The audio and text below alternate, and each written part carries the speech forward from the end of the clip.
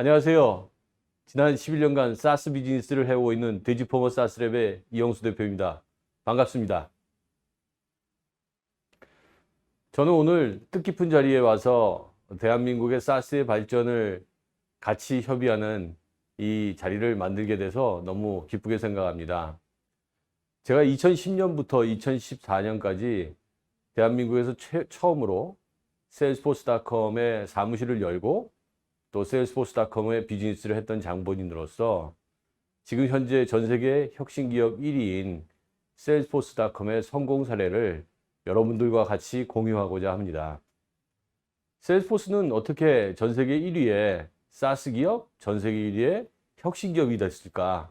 우리 사스를 연구하고 또 고민하고 있는 많은 대한민국의 스타트업들을 위해서 그 성공 비결을 공유하고 우리가 한번 같이 생각해보는 그 시간이 되기를 바라겠습니다.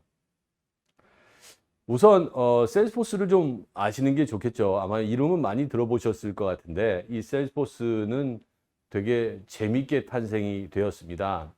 지금 보시는 이 포브스의 사진이 나와 있는 마크 베니오프 회장이 어릴 때 젊었을 때 사진이죠. 1999년에 당시에 오라클에 근무를 하고 있었습니다. 그리고 오라클에 있는 레리 앨리슨 회장한테 이런 제안을 합니다. 혹시 우리가 소프트웨어를 팔지 말고 빌려주는 비즈니스를 해보면 어떨까? 당시만 하더라도 소프트웨어를 빌려준다는 거는 누가 봐도 이해할 수 없었던 얘기일 거라고 생각합니다. 당연히 오라클의 레리 앨리슨 회장은 이런 지하에 그의 제안을 무시했죠. 그리고 이제 이 마크 회장은 본인이 생각하는 이 빌려주는 소프트웨어를 세상에 한번 내놓겠다라고 해서 세일스포스닷컴을 창업했습니다. 만일 그때 오라클이 이 마크 회장의 의견을 받아들였다면 아마 지금 세상에는 세일스포스닷컴은 존재하지 않을 거라고 생각합니다. 다행인지 불행인지는 모르겠지만 오라클에서 최연소 부사장을 경험했던 마크 회장은 세상에 없던 새로운 비즈니스로 세상을 깜짝 놀라게 하는 일을 시작하게 됩니다. 1999년 12월에 이 회사는 설립됐고요. 사스라고 하는 용어는 사실 IBM이라고 하는 회사에서 그 전에 한 십수년 전, 20년 전부터 개념적으로는 존재하고 있었던 그런 서비스 모델이었습니다. 그런데 이 서비스 모델이 현실화된 기업은 아주 없었던 거죠. 마크 회장이 세일스포스닷컴을 만들고 처음으로 이 상용 소프트웨어를 빌려주는 형태, 즉 구독 소프트웨어로 비즈니스라는 첫 회사가 됩니다. 2021년에 매출이 21.25 빌리언, 그러니까 한국으로 치면은 지금 한 23조 원 정도의 매출이죠. 여기서 말씀드리는 매출은 구독형 소프트웨어 매출이기 때문에 연간 매출을 의미합니다. 즉, 이 회사는 내년에도 기본적으로 23조 원의 매출은 달성하고 간다라는 의미죠. 2018년부터 2020년까지 회사의 매출 평균 성장률은 26% 정도로 기록되고 있습니다.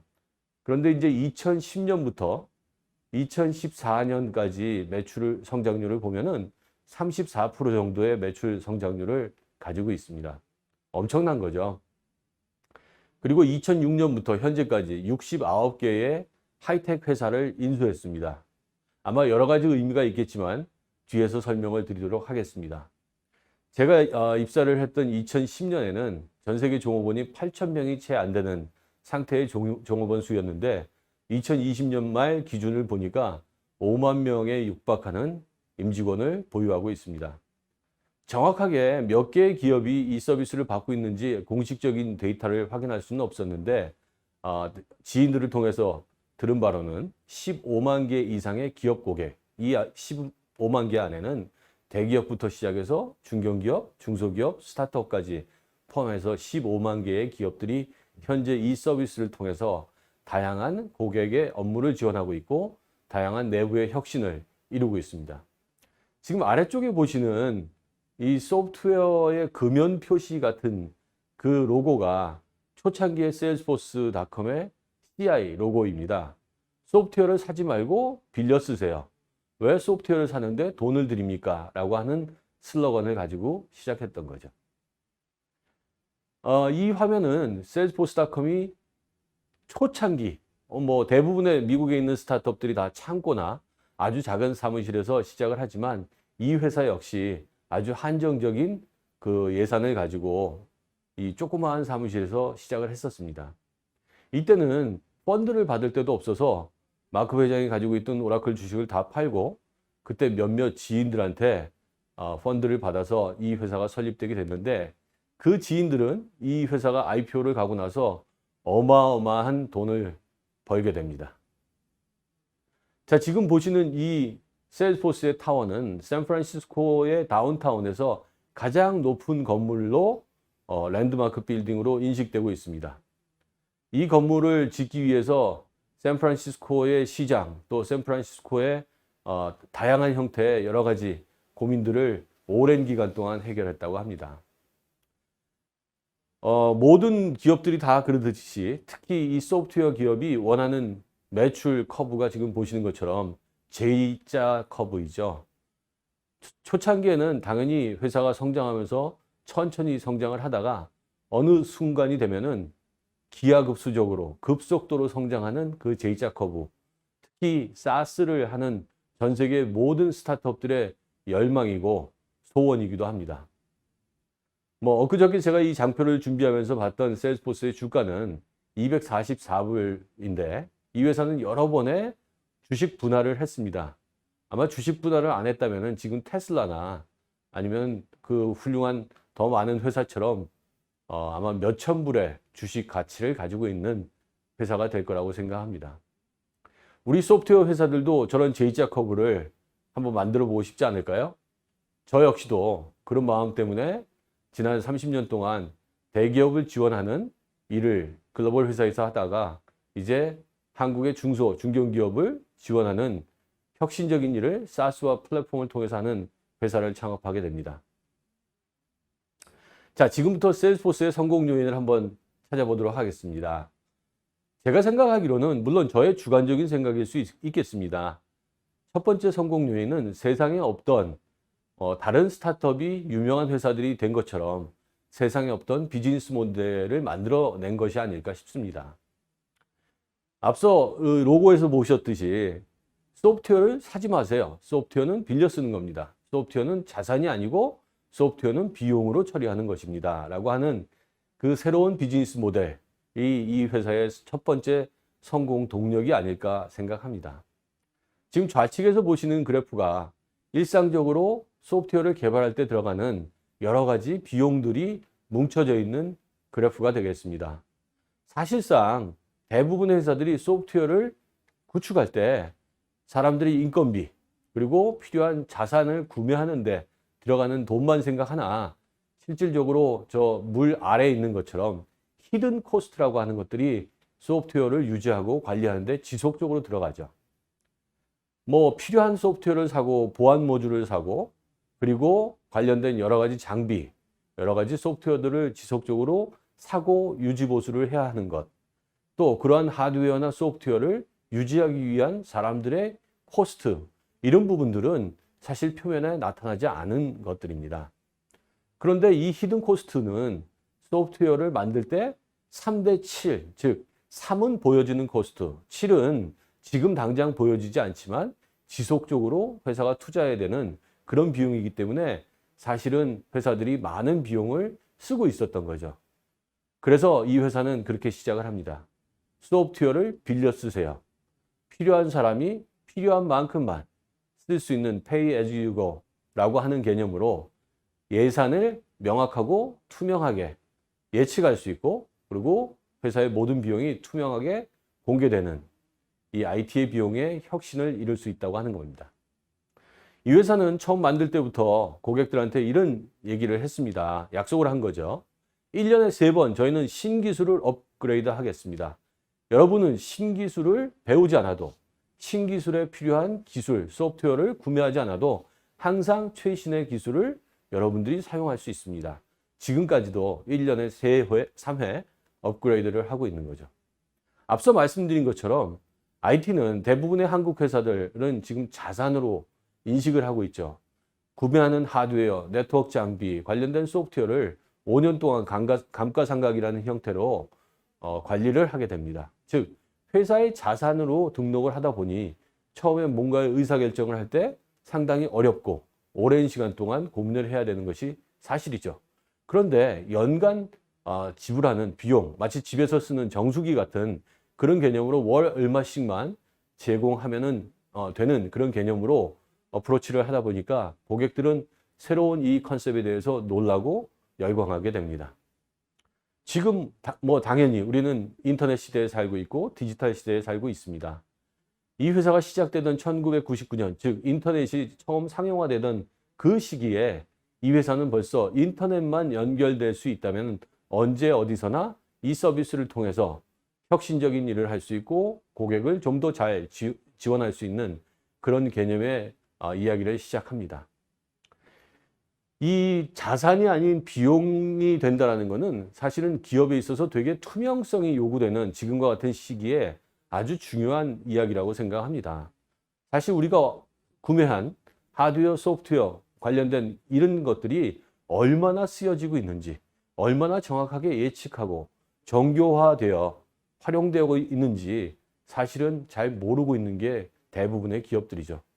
그러나 이런 SaaS 모델, 즉 구독형 소프트웨어는 사용자당 과금을 하기 때문에 명확하게 그 비용을 예측하고 관리할 수 있다는 거죠. 고객의 만족을 위해서 끊임없이 이 회사는 M&A를 하고 있습니다. 앞서 2006년부터 69개의 기업을 인수했다고 하는 거죠. 바로 이제는 이 기업이 커지면서 또 테크놀로지가 너무나 빨리 진화하기 때문에 과거와 같은 R&D만 가지고 고객을 만족시킬 수 없기 때문에 이 미국에 있는 이런 큰 회사들, 멋진 회사들은 끊임없이 어마어마한 비용을 지불하면서 새로운 기술 회사들을 인수하고 있습니다.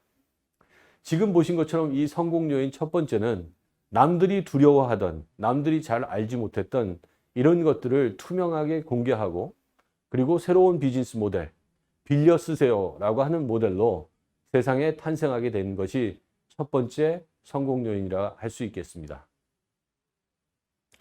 두 번째 성공 요인은 이 회사의 모든 의사결정에는 항상 고객이 중심입니다. 새로운 업그레이드를 할 때, 그리고 새로운 기능을 출시할 때, 심지어는 M&A를 할 때도 고객이 필요로 하는 그런 기술을 M&A하고 발전시키고 있습니다.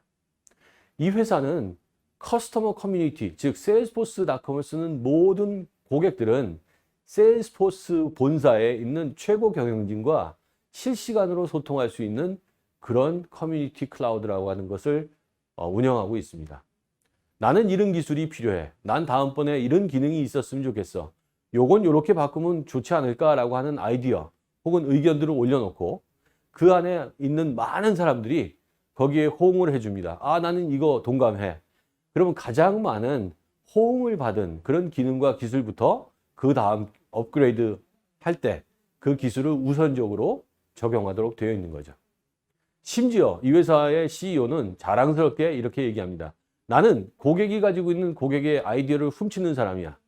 그리고 그 훔친 결과를 고객들을 위해서 다시 돌려주고 있어.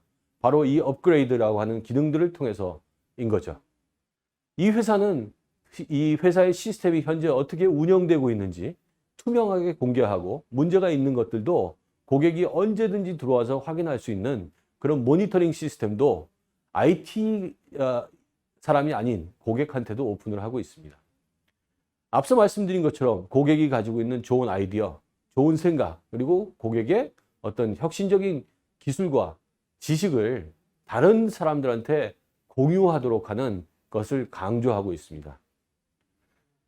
이 회사는 1년에 한 번씩 가장 큰, 아마 단일 회사로 가장 큰 행사를 전 세계에서 열고 있습니다. 작년 같은 경우는 이제 코로나 때문에 온라인으로 진행을 했으나 2018년 같은 경우에는 단일 행사에 18만 명이 참석하는 어마어마한 행사를 5일 동안 샌프란시스코에서 진행을 합니다.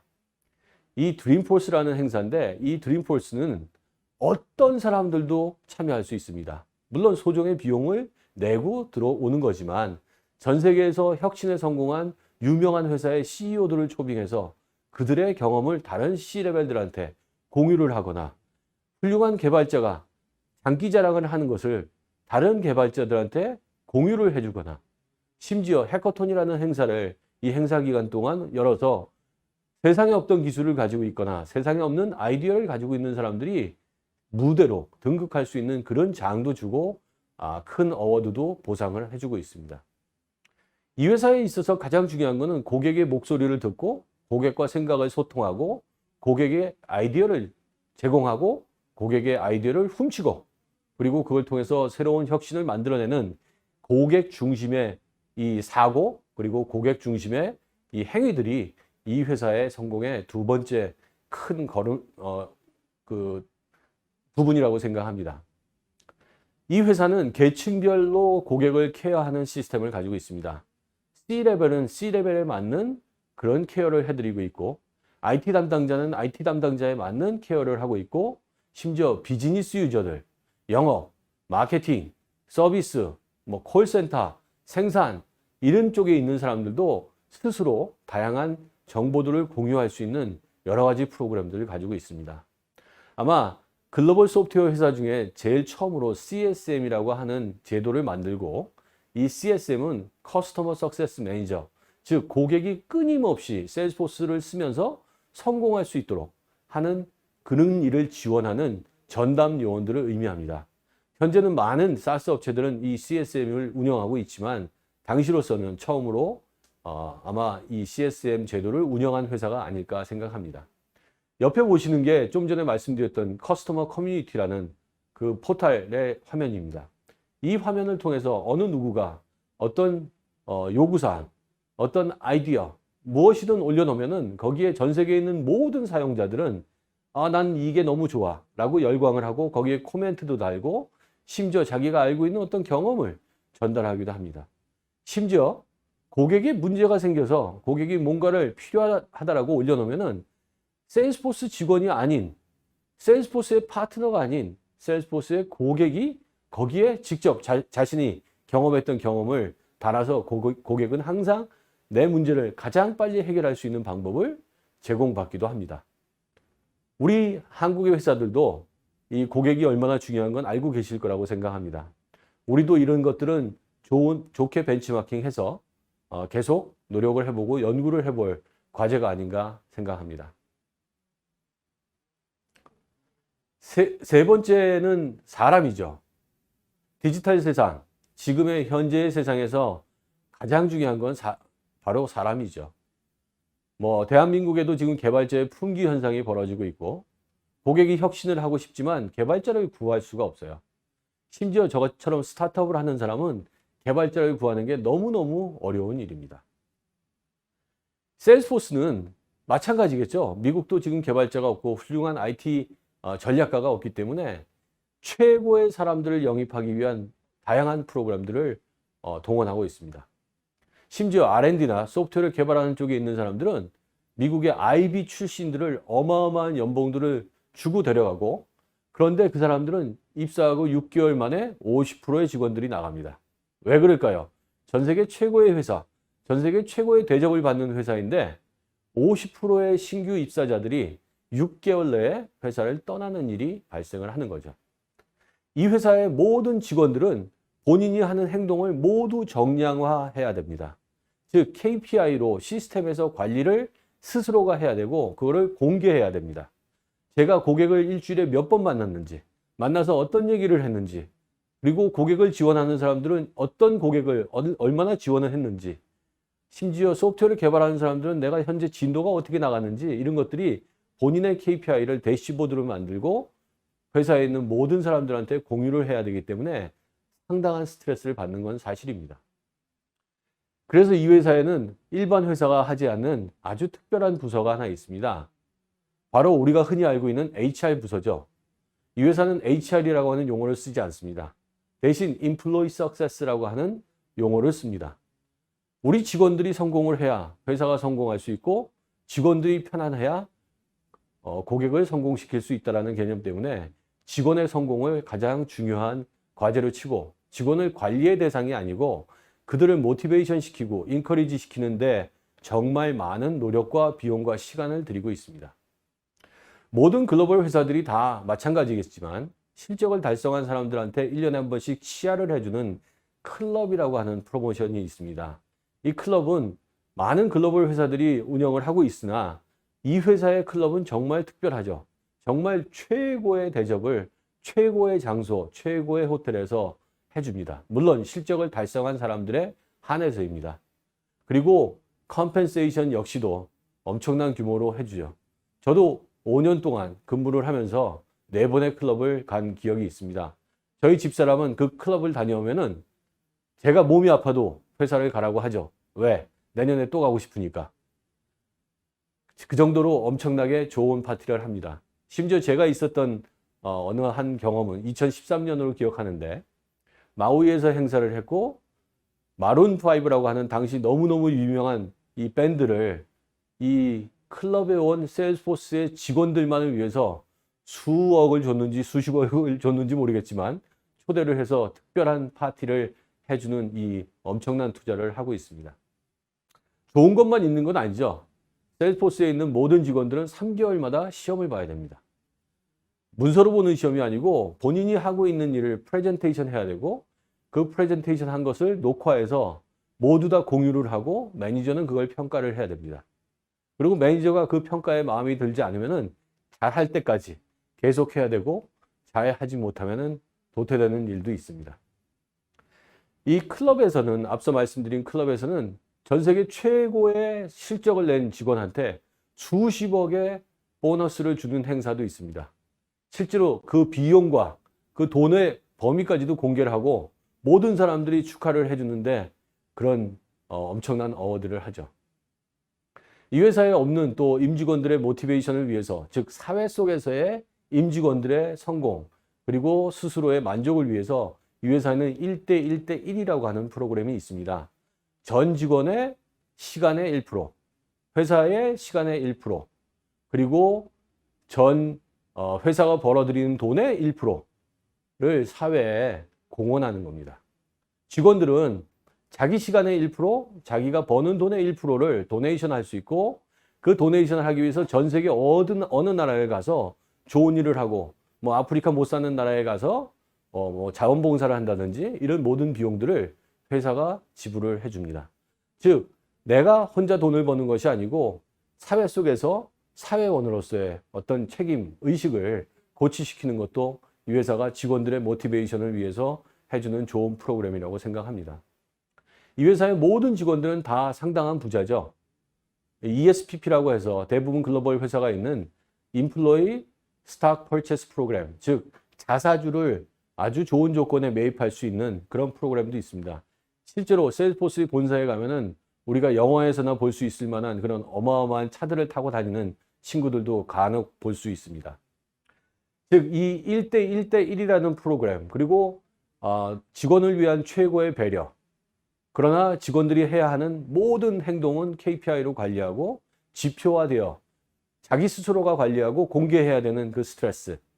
그럼에도 불구하고 이 회사는 계속 성공을 하고 있고 거기서 서바이벌 하는 직원들은 계속적으로 성공과 함께 회사를 성공시키고 있고 본인의 성공을 진행하고 있습니다.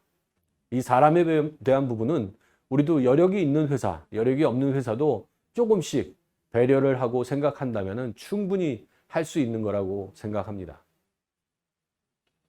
자, 마지막 4번째의 성공 요인은 파트너입니다.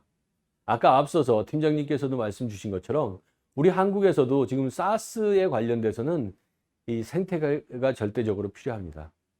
심지어 세일즈포스는 그 에코시스템, 파트너와의 에코시스템뿐만 아니라 비영리 단체 그리고 정부기관과도 파트너십을 체결하고 있습니다. 2009년에 일본에 엄청난 일이 벌어졌습니다. 당시까지만 하더라도 일본에는 메인프레임이 기업의 모든 업무를 책임지는 컴퓨터였습니다. 이 메인프레임은 여러분들이 아시는 것처럼 어마어마하게 도입하는 비용도 비싸지만 유지보수하고 관리하는 데 들어가는 비용도 엄청난 비용을 지불해야 됩니다. 이 세일즈포스는 그때 일본에 있는 정부하고 딜을 하기 시작합니다. 당신네들이 이렇게 고통을 받고 있고 지난 잃어버린 20년 동안 일본의 IT가 진화하지 못했던 이유가 바로 메인프레임 때문인데, 우리한테 기회를 줄 수 있다면 우리가 한번 멋진 작품을 만들어 보겠다. 그것도 클라우드, 그것도 사스를 가지고. 그래서 일본의 우정성, 우리로 치면 우체국이죠. 우체국의 프로젝트를 수주하게 됩니다. 그리고 그 우체국이 가지고 있는 어마어마한 일들을 클라우드, 그것도 퍼블릭 클라우드, 그것도 사스를 통해서 성공을 하는 일을 만들게 되고, 이걸 통해서 지금 현재 일본은 전 세계에서 2위의 클라우드 대국이고 사스 대국이 되는 계기가 바로 2009년에 있었던 그 이벤트입니다. 일본에서 끝나는 게 아니고 오바마 대통령이 되자마자 마크 베니오프는 오바마 대통령을 교육하기 시작합니다. 오바마 대통령을 수시로 찾아가고, 오바마 대통령이 샌프란시스코 올 때마다 마크 베니오프를 만나고, 어떻게 하면은 미국 정부가 좀 더 혁신적으로, 좀 더 고객들한테 대국민 서비스를 잘 할 수 있을까, 이런 것들을 훈련을 받고 오바마 대통령이 미국의 클라우드 넘버1 정책을 만들게 됩니다. 그 미국의 클라우드 넘버1 정책은 미국 정부 각 부처에서 사용하는 모든 예산은 클라우드로 반드시 해야 할 것, 클라우드로 하지 않는다면 그 사유가 뭔지를 제출을 해야만 심의를 통과할 수 있고, 그 청문회를 해서 정말 적합한 이유인지 아닌지를 판단하는 그런 작업들이 벌어지게 됩니다. 이 과정을 통해서 미국 정부는 여러분들이 모두 아시는 것처럼 대부분 클라우드로 전이가 됐고 엄청난 클라우드의 고객이 됩니다. 그걸 통해서 미국 정부는 어마어마한 예산을, 그것도 중복해서 투자되는 어마어마한 예산을 절감할 수 있게 되고, 그 절감된 비용은 좀 더 의미 있고 국민들을 위해서 좀 더 잘 활용이 되게 되는 것이죠. 저는 이 모임이 바로 그런 일을 하는 첫 번째 단추가 아닌가 생각합니다. 세일스포스는 상용화된 회사 처음으로 마켓플레이스를 만듭니다. 자신들이 가지고 있는 플랫폼에 소프트웨어에 대한 아이디어, 소프트웨어를 가지고 있는 회사들을 끌어들이기 시작합니다. 당신네들은 좋은 제품만 개발하세요. 그리고 여기 마켓플레이스에 당신이 만들어 놓은 이 사스형 소프트웨어를 올려놓는다면 우리가 대신 영업을 해줄게 라고 해서 이 앱 익스체인지라고 하는 마켓플레이스가 탄생을 하게 됩니다. 현재 3,947개의 기업용 어플리케이션이 운영되고 있고, 여기서 발생되는 매출은 연간 10조 원을 훌쩍 뛰어넘는 엄청난 규모로 발전을 하고 있습니다. 심지어 이 세일스포스를 사용하고 있는 고객들은 이제는 사람들을 부르지도 않아요. 프레젠테이션을 받지 않습니다. 이 마켓플레이스에 들어가면은 동영상부터 시작해서 어떤 비즈니스 베네핏이 있는지, 심지어 트라이얼로 일정 기간 동안 다운받아 가지고 활용해 볼 수 있는 그런 여러 가지 좋은 프로그램들이 많이 있는 것이죠. 세일스포스가 굳게 믿고 있는 것은 바로 파트너의 성공이 세일스포스의 성공이라고 하는 겁니다. 본인들이 아무리 좋은 플랫폼을 만들고 아무리 좋은 사스 솔루션을 만들어도 분명히 한계가 있기 때문에 이 사스의 생태계를 위해서 파트너를 마켓플레이스에 끌어들이고, 심지어 그 마켓플레이스에 들어와 있는 좋은 파트너들한테 투자도 합니다. 더욱 잘 클 수 있도록 투자를 해주고, 그걸 통해서 같이 동반 상승하는 그런 일을 벌이고 있습니다. 지금 고객들은 열광하고 있습니다. 매일매일 새로운 스타트업들이 탄생하고, 이 스타트업들은 이 앱 익스체인지에 본인들의 아이디어를 상품으로 녹인 이 디지털 사스를 올려놓고 거기서 비즈니스를, 영업과 마케팅 비용 하나도 들이지 않고 비즈니스를 시작할 수 있는 거죠. 자, 우리도 혹시 한국에서 이런 플랫폼 사업자가 되겠다라고 하는 대기업, 혹은 이런 클라우드 비즈니스를 준비하고 있는 대기업이 있다면은 저는 이런 말씀을 꼭 드리고 싶습니다. 혼자서 아무것도 할 수 없습니다. 이 생태계를 만들지 않고서는 절대로 당신네 비즈니스는 성공할 수 없습니다. 많은 한국에 있는 훌륭한 스타트업, 이 사스와 클라우드를 연구하는 많은 회사들을 여러분의 파트너로 끌어들이세요. 저는 이것이 이 네 번째 성공 요인이라고 생각합니다. 자, 마지막으로 세일스포스의 다섯 번째 성공 요인입니다. 바로 문화와 철학입니다. 세일스포스는 우리나라의 대부분 기업들과는 완전히 다른 문화와 철학을 가지고 있죠. 자, 우리가 한번 생각해 보겠습니다. 한국의 대기업들은 사업 계획을, 내년도의 사업 계획을 하기 위해서 10월 달부터 모든 부서가 내년도 사업 계획을 준비를 합니다.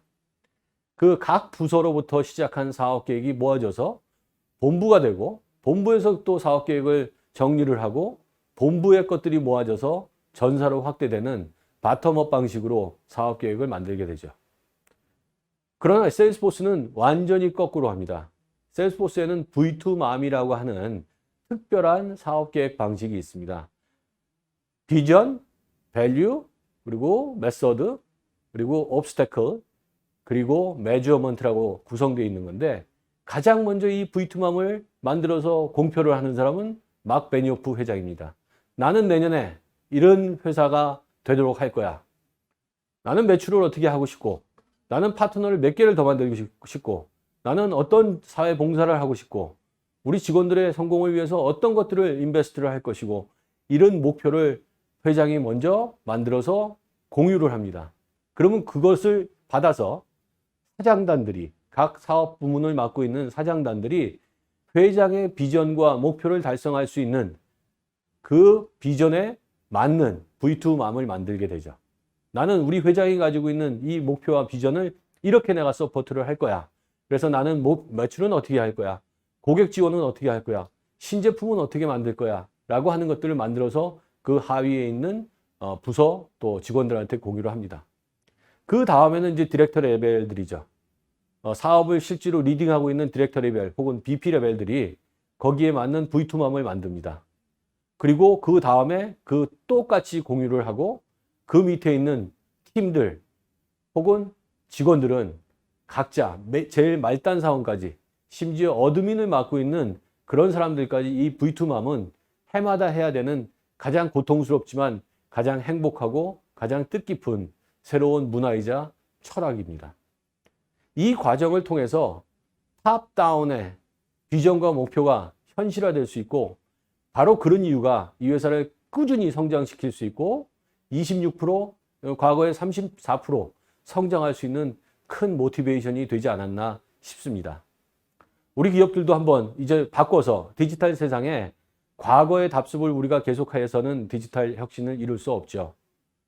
여러분들도 한번 과감하게 바꿔보는 그런 시도를 해보시고, 여러분들의 비전이 현실화되는 그것들을 여러분의 팀들과 직원들과 같이 공유를 하는 그런 제도를 한번 운영해 봤으면 좋겠습니다.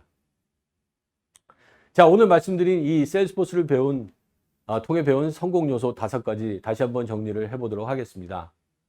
새로운 비즈니스 모델, 한국에서도 B2C에는 새로운 비즈니스 모델이 많이 생겼죠. 부동산을 임대해주는 사스, 음식을 딜리버리 해주는 거, 공유차, 공유 킥보드 너무너무 많습니다. 현실적으로 B2B에는 우리가 얼마나 많은 그런 새로운 모델들이 현재 탄생했는지 우리가 반성도 한번 해봐야 될 부분이 아닌가 싶습니다. 고객을 경영에 참여시킨다. 두 번째 세일스포스의 성공 포인트죠. 우리도 고객의 목소리를 어떻게 들을 것인가? 고객을 어떻게 우리의 의사결정에 참여시킬 것인가? 고객들이 우리한테 어떤 아이디어를 가져가라고 줄 수 있을까? 우리는 고객을 위해서 무엇을 해줄 수 있을까? 이거를 끊임없이 고민하고 연구하는 그러한 일이 특히 이 사스의 시대, 디지털 혁신의 시대에는 절대적으로 필요하다고 생각합니다. 자, 세 번째입니다. 우리는 분명히 한계가 있습니다. 과거에 몇 년 전에 IT는 3D 업종이라고 해서 심지어 새로운 학생들이 대학에 IT 학과를 가지도 않는 일이 벌어졌었고, 그 결과가 지금 이 개발자가 없어서 난리가 나는 이 현상이 벌어졌고, 또 대기업들은 재력을 앞세워서 모든 개발자들을 독식하고 있는 이 현상에서 한국의 스타트업들이 지속적으로 탄생을 하고 지속적으로 성장하기 위해서 우리는 어떻게 할 수 있을까? 저 같은 경우는 신입사원들을 많이 채용합니다. 사스는 개발의 구루보다는 신입사원이 그 회사가 만든 사스의 어떤 매뉴얼을 통해서 학습하고 매뉴얼대로 하는 것이 훨씬 빠릅니다. 그리고 훨씬 더 경제적이기도 하고 그들의 성공도 같이 보장할 수 있습니다. 우리도 그런 다양한 시도들을 한번 해봐야 될 타임이 아닌가 생각합니다. 네 번째, 나 혼자 돈 벌겠다라고 하는 생각은 이 클라우드의 세계, 사스의 세계에서는 통용되지 않습니다. 우리 파트너들을 어떻게 우리가 만들 것인가? 그리고 그 파트너들의 성장을 어떻게 도와줄 수 있을 것인가. 그것이 지금 이 사스의 세계에서, 디지털 혁신의 세계에서 중요한 과제라 생각합니다. 제가 운영하고 있는 사스랩이라고 하는 마켓플레이스를 운영을 하고 있는데 현재 51개의 사스 솔루션들이 입점해 있습니다. 좋은 기술을 가지고 사스를 만든 회사들이 비즈니스를 어떻게 해야 되는지 고통받고 있습니다. 사스 비즈니스 모델은 일반적인 우리가 구축형 시스템의 비즈니스 모델과는 완전히 다른 DNA를 가지고 있습니다. 만나야 되는 사람도 IT 대상이 아니고 현업에 있는 사람들, 즉 비즈니스가 얼마나 급한지, 내가 빨리 이 과제를 해결해야 하는지 그런 사람들을 만나야 되는데 실질적으로 영업을 하는 사람들이나 고객을 지원하는 사람들이 그런 훈련이 안 돼 있는 것도 사실인 거죠. 바로 제가 만든 그 사스랩이라고 하는 마켓플레이스에서 대한민국의 스타트업 사스 회사들의 마케팅을 지원하고 비즈니스 전략을 같이 만들어주고 프로모션을 같이 하고 같이 비즈니스를 하는 그런 생태계로 시작을 해봤습니다. 마지막으로 좀 전에 말씀드린 것처럼 회사의 특별한 철학 그리고 CEO의 이 비전 이런 것들이 탑다운으로 내려지고 그걸 통해서 모두 같은 방향으로 회사가 움직여질 수 있는 이런 문화와 철학을 만드는 것, 이것은 이 사스업에 있어서, 클라우드업에 있어서 너무나 중요한 부분이라고 생각합니다. 아까 팀장님 말씀 주신 것처럼 현재까지 불행하게도 많은 글로벌 사스 솔루션이 한국 시장에서도 대세입니다. 저는 그러나 지금 한국에 엄청나게 많은 좋은 아이디어를 가지고 있는 이 새내기들, 또 비즈니스 경험이 있는 사람들이 만들어내는 이런 사스가 앞으로 한국을 지배할 날이 멀지 않았다고 생각합니다. 한국을 넘어서 우리가 잘 알지 못하는 제3세계 시장, 동남아시아, 유럽, 심지어 미국, 전 세계로 우리의 사스들이 전 충분히 갈 수 있다고 생각합니다. 생태계와 정부의 지원과 재력을 가지고 있는 대기업이 같이 합심해서 할 수 있다면 우리도 충분히 가능하다고 생각합니다. 제 오늘 말씀 여기까지 드리겠습니다. 대한민국 화이팅! 감사합니다.